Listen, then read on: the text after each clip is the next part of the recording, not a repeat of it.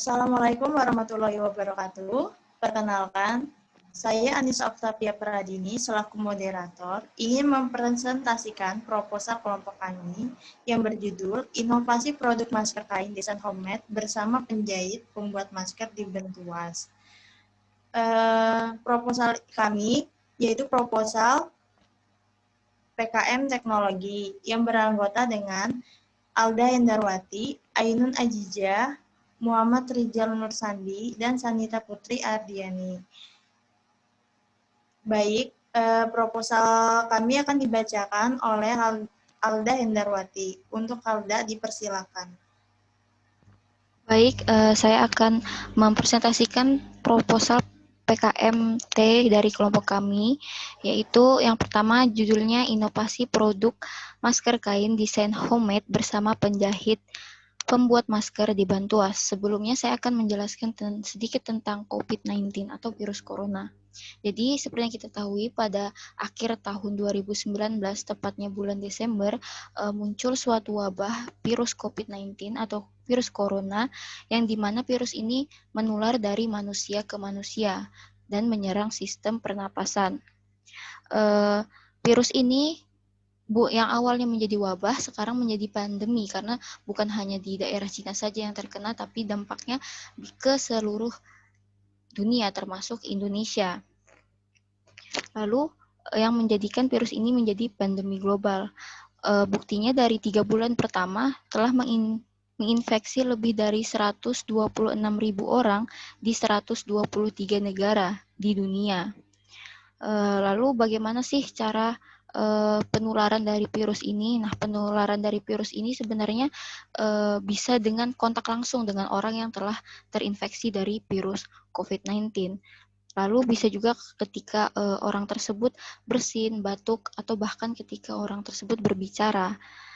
Terus tanda dan gejalanya ada demam, batuk pilek, gangguan pernapasan, sakit tenggorokan, dan masih banyak lagi. Nah, yang membuat dari virus ini membuat kebutuhan atau alat-alat yang membantu mencegah penularan virus corona tersebut menjadi meningkat, khususnya itu ketika menggunakan masker. Nah, penggunaan masker ini merupakan salah satu upaya dalam mencegah virus COVID-19. Nah, akibat dari penggunaan masker untuk mencegah terjadilah penimbunan masker di Indonesia. Nah, penimbunan masker ini mengakibatkan terjadinya kelangkaan masker. Nah, terus dari kelompok kami memberikan alternatif. Selain menggunakan masker medis, bisa juga menggunakan masker kain yang bisa kita gunakan dan mudah didapatkan dengan harga yang murah.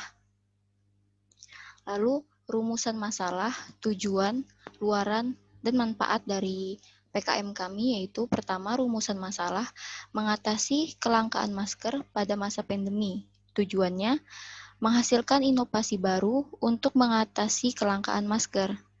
Luarannya, sebagai promotor dan peluang usaha bagi mahasiswa. Manfaatnya, mengatasi kelangkaan dan peluang usaha.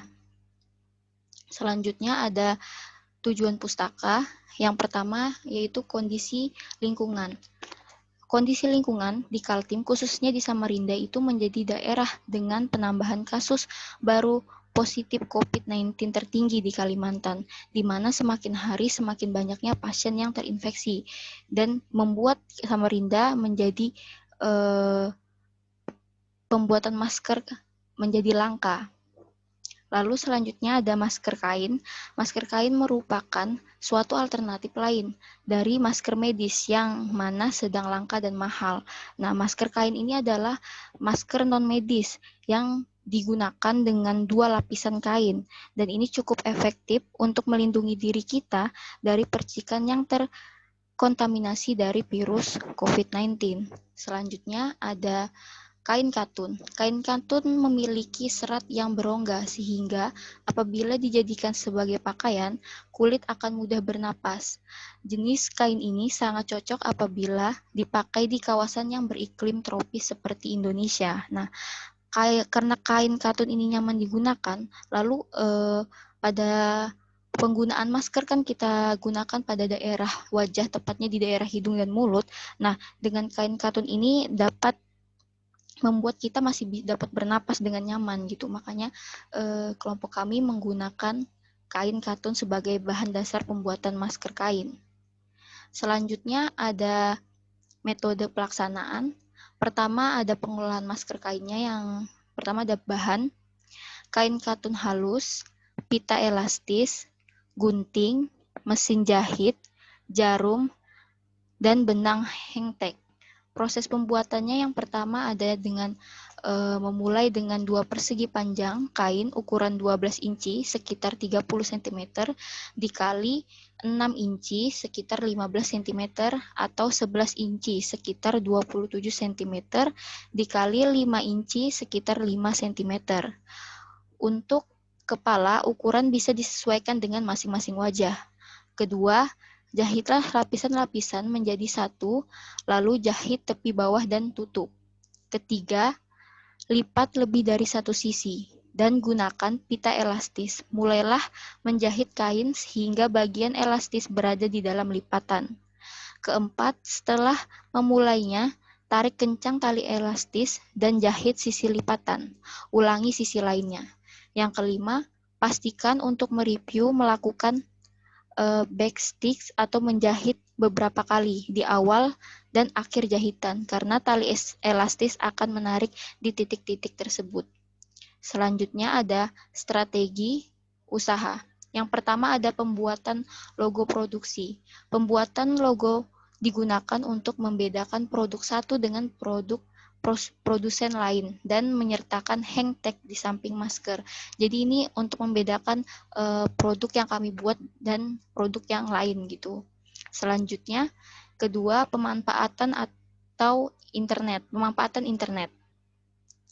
Promosi ini dapat dilakukan dengan membuat akun sosial media pada jejaring sosial seperti Instagram, Facebook, dan lain-lain tentang keunggulan cara pemasangan dan ongkos kirim dari Samarinda. Selanjutnya akan disampaikan oleh rekan saya Sanita Putri Ardiani. Saya persilahkan. Baik, saya akan melanjutkan presentasi dari Alda Hendarwati. Biaya dan jadwal kegiatan. Yang pertama ada anggaran biaya, jenis pengeluaran, 1 peralatan penunjang, biayanya 2.211.000. Yang kedua bahan pembuatan produk, biayanya 638.000. Rincian anggaran kegiatan peralatan penunjang. Yang pertama benang jahit, jumlah barang 5 lusin, harga 79.000, jumlahnya 395.000. Yang kedua jarum jahit mesin, jumlah barang 20 biji, harga 17.500. Jumlahnya 350.000. Kemudian yang ketiga ada gunting 2 buah, harga 75.000, jumlah 150.000. Yang keempat ada mesin jahit, jumlah barang 2 buah, harga 658.000, jumlah 1.316.000. Next. Bahan pembuatan produk. Yang pertama, 1 kain katun, jumlah barang 5 meter, harga 56.000, jumlah 280.000. Kemudian yang kedua, pita elastis, jumlah barang 2 roll, harga 54.000, jumlah 108.000. Kemudian yang ketiga ada hektek, jumlah barang 500 pieces, harga Rp500, jumlah 250.000. Jumlah keseluruhan 638.000.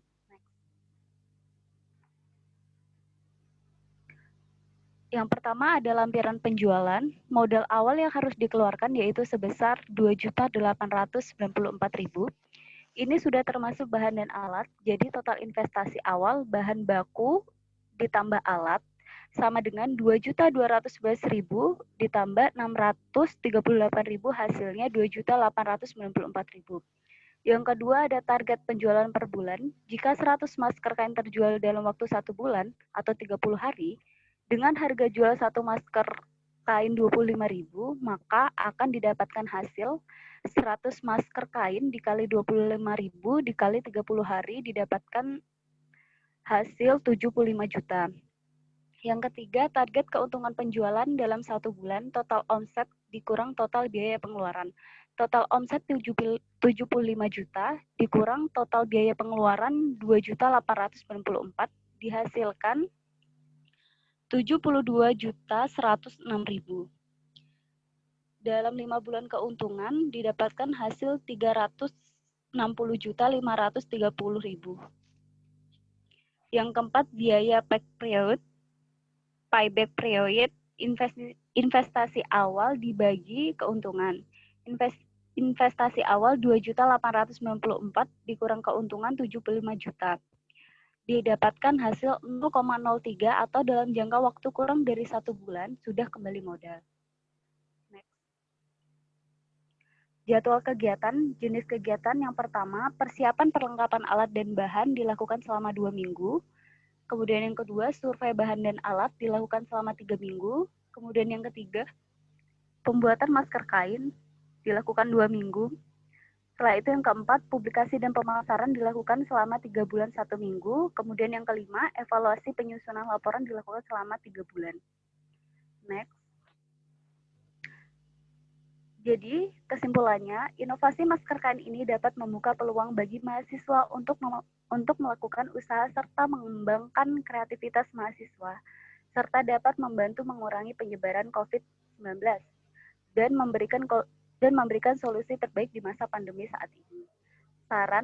Sarannya diharapkan ke depannya usaha masker kain ini dapat berkembang lebih maju karena masker memiliki banyak kegunaan bagi masyarakat, bukan hanya pada saat masa pandemi saja, tetapi bisa digunakan pada saat berkendara untuk menghindari debu dan masih banyak lagi dari kegunaan masker. Saya kembalikan ke moderator. Terima kasih.